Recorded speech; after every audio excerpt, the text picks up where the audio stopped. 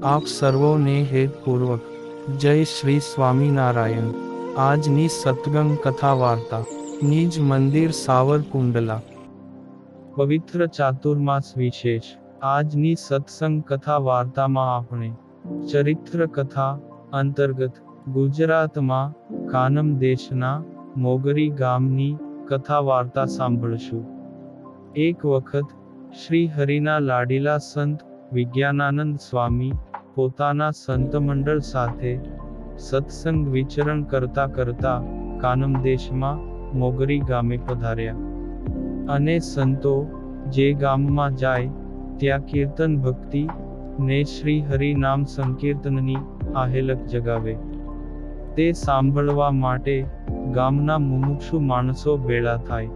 પછી સ્વામી સહુને દારૂ, માંસ, ચોરી, વ્યભિચાર, વટાળ, લસણ, ડુંગળી, ભાંગ, તમાકુ, માજમ, અફીણ, હોકા, હોકલી વગેરે દુર્વ્યસનોનો ત્યાગ કરાવતા ને સવારમાં ઉઠીને સ્નાન કરવું, ભગવાનની પૂજા કરવી, તેમજ દૂધ, પાણી, તેલ ગાળીને વાપરવા વગેરે ઉપદેશની વાતો કરે અને મુમુક્ષુઓને પ્રગટ ભગવાનના મહિમાની વાતો કરે, જેથી ઘણા માણસો ભગવાન સ્વામિનારાયણનો આશ્રય કરીને સત્સંગી થતા હતા।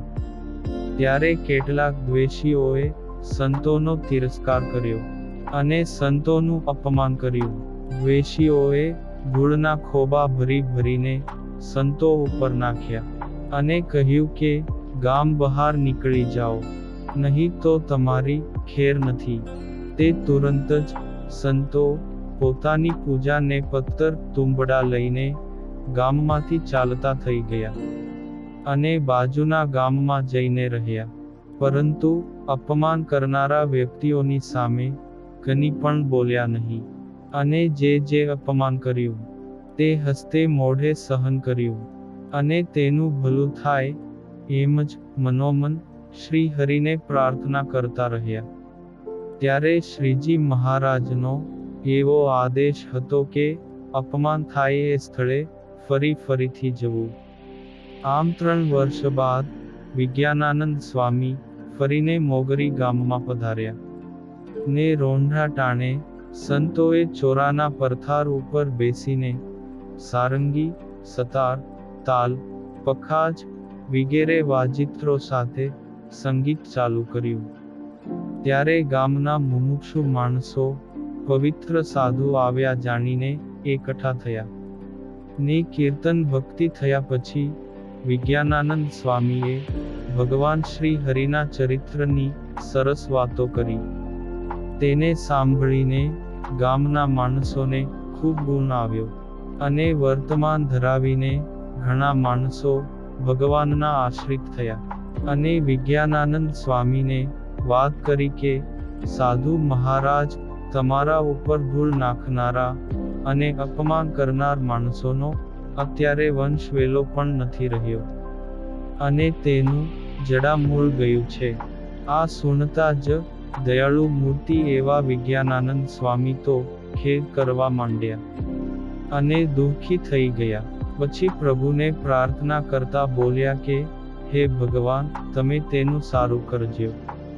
આમ ઘણી પ્રાર્થના કરીને બીજે દિવસે ત્યાંથી પ્રયાણ કર્યું।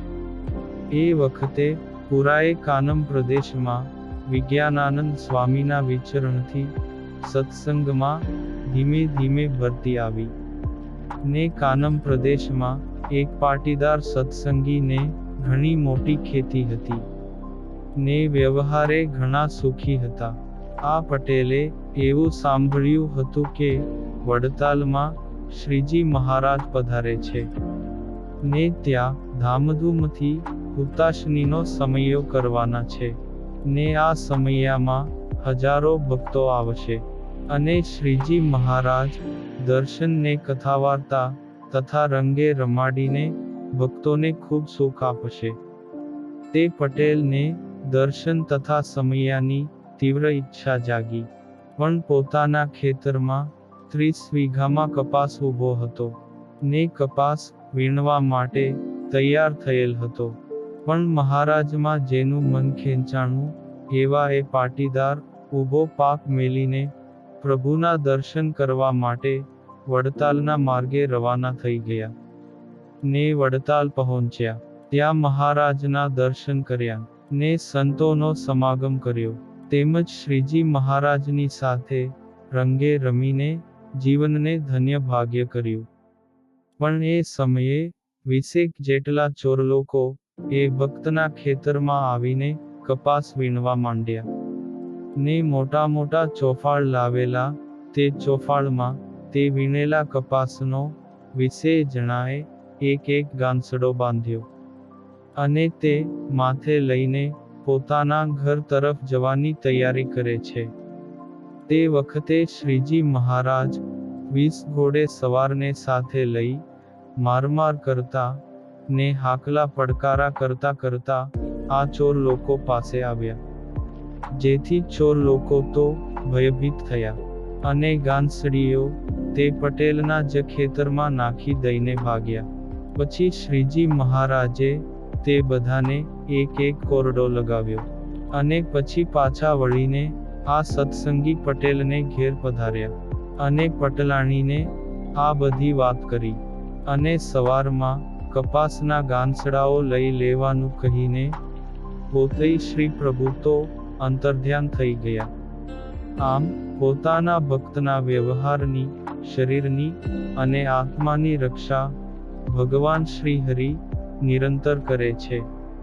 પછી તે પાટીદાર ભગત જ્યારે પરત આવ્યા, ત્યારે એમણે જોયું તો ભગવાનને વિશે એમની નિષ્ઠા દ્રઢ થઈ, અને તેઓ ભગવાનના ભક્ત વત્સલપણાને વંદી રહ્યા. આ પાવન પ્રસંગ આજે સત્સંગ સાગરના મોતીમાંથી સાંભળ્યો, અને હવે પછીની કથા વાર્તા આપણે આગળના ભાગમાં સાંભળશું. અત્યારે આપ સર્વોને ભાવથી જય શ્રી સ્વામિનારાયણ.